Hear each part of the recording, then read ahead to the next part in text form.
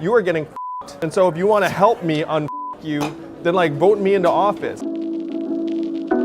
You're running for president of America in 2020. Yes, that's right. The United States. Yeah, the whole country. So what exactly is the universal basic income? The universal basic income is a policy where everyone in a society gets a certain amount of money, free and clear. We've rebranded it the Freedom Dividend. Okay. And it's a plan where everyone gets $1,000 a month. Everybody gets it. Everybody, rich, poor. Yes, you too. But one thing I will say is that if you imagine a scenario where the Asian man who wants to give everyone $1,000 a month becomes president of the United States in 2021, everyone's gonna know how I won. It'll be like, all right, guys, it's dividend time. My wife jokes that by the end of the campaign, my icon's gonna be like giant hands going like this, being like, the Asian man wants to give you all money. I think it's something about my manner that makes me seem really capitalist or something. Where they're like, this guy does not seem like a socialist at all. After I'm president, everyone knows if the anonymous Asian man who wants to give everyone money becomes president, you know I'm gonna secure that bag and get you that money. You want to legalize marijuana, pardon all nonviolent drug offenders, all of them, and you're gonna do it on 420. The first thing I thought when I read this was Andrew Yang smokes weed. What it means is that I know people who smoke weed. Yeah. Well said.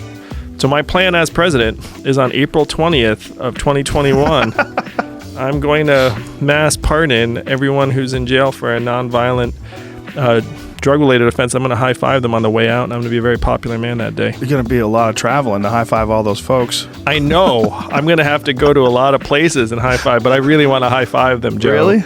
Yeah. I mean, that would be the funnest freaking occasion. On April 20th, 2021, it's going to be get out of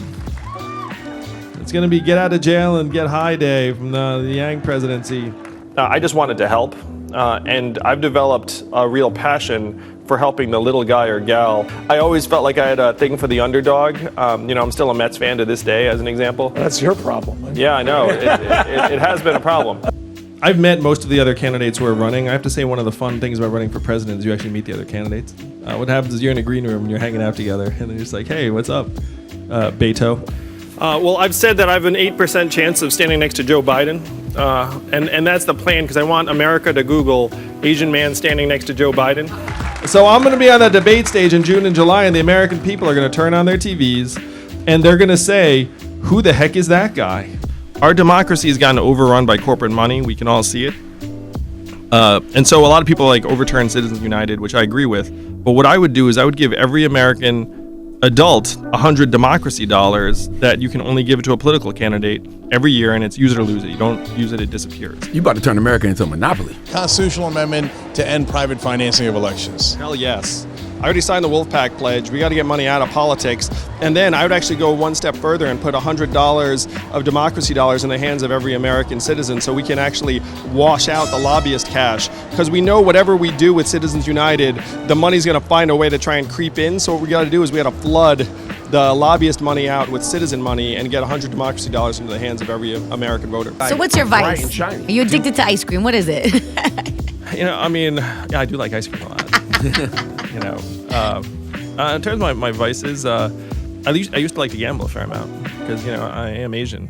So I was supposed to be interviewed by a friend of mine, Kevin Roos, who had some travel issues. So I'm now interviewing myself. And so I decided to ask the question that's been on my mind, my wife's mind, for quite some time. Andrew, how do you come up with such innovative ideas? I've been sitting there for the past 10 minutes wondering if you're really a robot.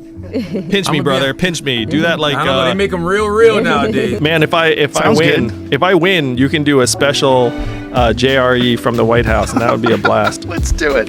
Thank you guys so much for watching. Until next time, peace. Peace. Boom.